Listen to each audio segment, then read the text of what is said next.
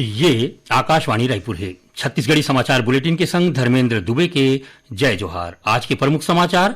छत्तीसगढ़ विधानसभा के चौथा सत्र 16 दिसंबर ले होही शुरू। विधानसभा सचिव आज जारी करेन अधिसूचना। बीजापुर जिला में सुरक्षा बल मन आईईडी प्लांट करे बर आए 8 जिन माओवादी मन ला घेराबंदी करके करेन गिरफ्तार। और मौसम विभाग के मुताबिक उत्तर पूर्व कोती ले ठंडा हवा आए के स्थिति प्रदेश में जाड़ा पड़े के बताए गए है संभावना। अब समाचार विस्तार ले। छत्तीसगढ़ विधानसभा के चौथा सत्र 16 दिसंबर ले शुरू होही। ए बारे में विधानसभा सचिव दिनेश शर्मा डहार ले आज अधिसूचना जारी कर दे गई है। शीतकालीन सत्र 20 दिसंबर तक चलही।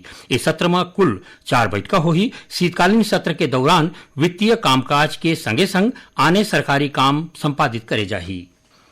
मुख्यमंत्री विष्णुदेव साय की अगुवाई में बस्तर क्षेत्र आदिवासी विकास प्राधिकरण के बैठका आज चित्रकोट में चलत है। ये बैठका में बस्तर में शांति सुरक्षा और विकास कामकाज के बात चलही।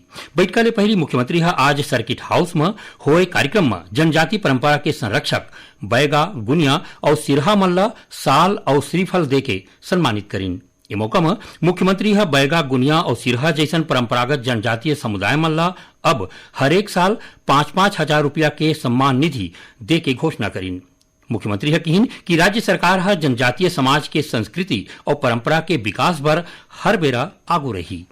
राज्यपाल रमेन डेका आज रायपुर स्थित प्रधान महालेखाकार ऑफिस में लेखा परीक्षा सप्ताह के शुभारंभ करें। ये मौका में ओमन कहिन कि भारतीय लेखा और लेखा परीक्षा विभाग सरकार और जनता के बीच एक ठिन सेतु हरे, जौन ए पक्का करथे कि हर संसाधन के बने ढंग ले प्रयोग होवे और जौन फैसला होथे ओहा समाज के हित में होवे।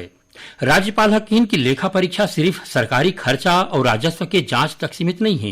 यह प्रशासनिक पारदर्शिता और वित्तीय अनुशासन के एक ठिन बढ़िया माध्यम हरे। ये मौका में राज्यपाल सामुदायिक भवन परिसर में पौधा घलो लगाइन। लेखा परीक्षा सप्ताह 22 नवंबर तक चलही। बीजापुर जिला में सुरक्षा बल मन आईईडी प्लांट करे बर आए 8 जिन माओवादी मन ला घेराबंदी करके गिरफ्तार करे है। एखर मन तीर ले विस्फोटक जिनिस के संगे संग नक्सली प्रचार प्रसार के सामग्री घलो बरामद करे गए है। पुलिस ले मिले जानबा के मुताबिक उसूर थाना ले जिला पुलिस बल और डिस्ट्रिक्ट रिजर्व गार्ड डीआरजी के संयुक्त टीम टेकमेटला कोती सर्चिंग अभियान में निकले रहीन। ये पकड़े गए माओवादी मन के तीर ले 3 ठिन टिफिन बम, कार्डेक्स वायर, बिजली के तार और माओवादी जिनिस बरामद करेगिस। उती नारायणपुर जिला के उत्तरी अबूझमाड़ वाले जगह में सुरक्षा बल मन माओवादी मन डहार ले लगाए गए 2 ठिन आईईडी बरामद करे है, जिला मोकच में निष्क्रिय कर देगिस। राज्य सरकार माओवाद प्रभावित जगह मन में चलाए जात मूलवासी बचाव मंच ला 1 साल बर प्रतिबंध लगा दे है। ए बारे में गृह विभाग डहार ले आदेश जारी कर दे गए है। मूलवासी बचाव मंच डहार ले माओवादी प्रभावित क्षेत्र मन में सुरक्षा बल के कैंप और राज्य सरकार डहार ले चलाए जात कतकोन विकास काम के सरलग विरोध करे जात रहीस। सुरक्षा ला देखत राज्य सरकार छत्तीसगढ़ विशेष जन सुरक्षा अधिनियम 2005 के तहत इस संगठन ऊपर 1 साल बर प्रतिबंध लगा दे है। छत्तीसगढ़ी समाचार बुलेटिन आपन आकाशवाणी रायपुर सुनत हो।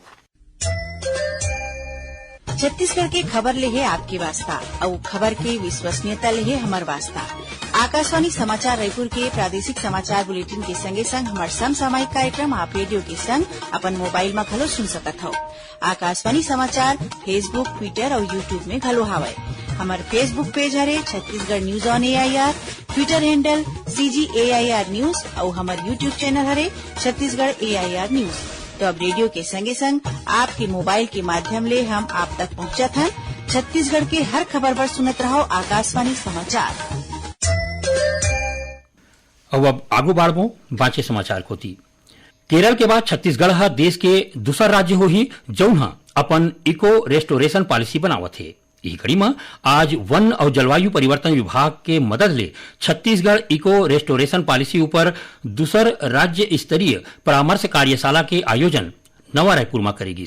कार्यशाला में छत्तीसगढ़ के पूर्व प्रधान वन संरक्षक doctor RK Singh, Indian council of forestry research and education के बड़का वैज्ञानिक डॉक्टर संजय सिंह के संगे संग छत्तीसगढ़ के कृषि, पंचायत, माइनिंग और आने विभाग के अधिकारी मन एक कार्यशाला में शामिल होइन। आकाशवाणी समाचार ले गोट बात करत छत्तीसगढ़ राज्य जलवायु परिवर्तन केंद्र के नोडल अधिकारी अरुण कुमार पांडे ह कहिन कि केरल के बाद छत्तीसगढ़ ह अपन इको रेस्टोरेशन पॉलिसी बनावत है।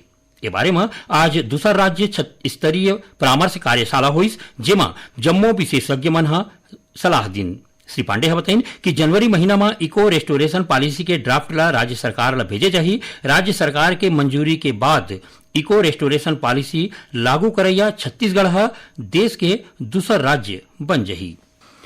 राज्य वक्फ बोर्ड ह एक ठिन आदेश जारी करके प्रदेश के मस्जिद मन में हरेक जुम्मा माने शुक्रवार के नमाज के बाद होवैया तकरीर के विषय ऊपर वक्फ बोर्ड ले मंजूरी लेना जरूरी कर दे है। ये आदेश छत्तीसगढ़ राज्य वक्फ बोर्ड के नवा अध्यक्ष सलीम राज ह प्रदेश के मस्जिद मन के मुतवल्ली ला चिट्ठी भेज दे है।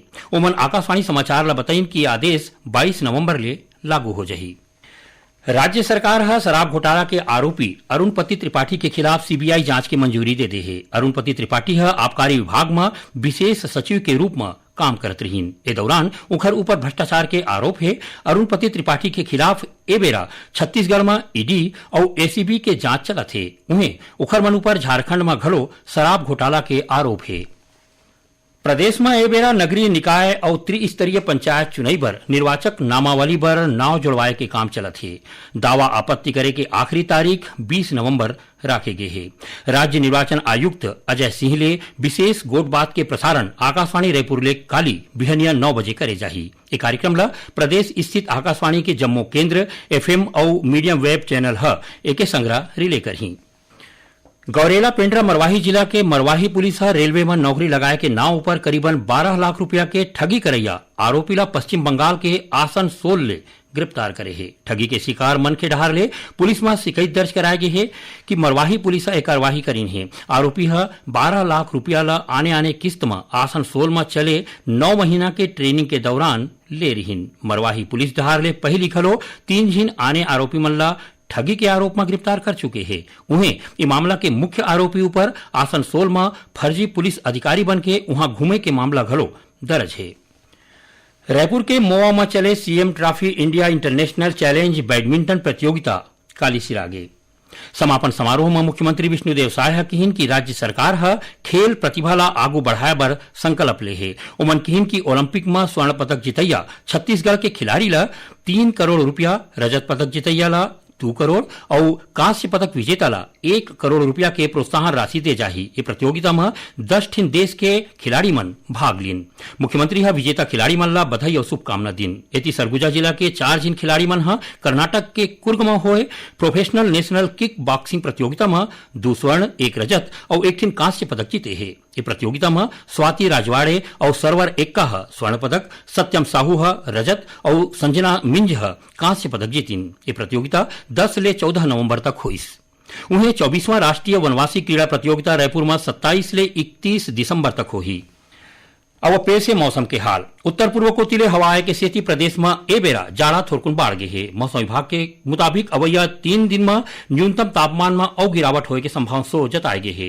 राजधानी रायपुर में काली पारा गिर के 16.8 डिग्री सेल्सियस हो गई रही, जौन इस सीजन के सबले कम तापमान हरे। रायपुर के बाहरी जगह में पारा 15 डिग्री ले कमती हो गए है। आखिर में प्रमुख समाचार एक घाव फेर। छत्तीसगढ़ विधानसभा के चौथा सत्र 16 दिसंबर ले हो ही शुरू। विधानसभा सचिव आज जारी करेन अधिसूचना। बीजापुर जिला में सुरक्षा बल मन आईईडी प्लांट करे बर आए 8 झिन माओवादी मन ला घेराबंदी करके करेन गिरफ्तार। और मौसम विभाग के मुताबिक उत्तर पूर्व कोतिले ठंडा हवा आए के सेती प्रदेश में जाड़ा पड़े के बताए गए है संभावना। एक संग छत्तीसगढ़ी समाचार बुलेटिन यही सिरावत है। जय जोहार।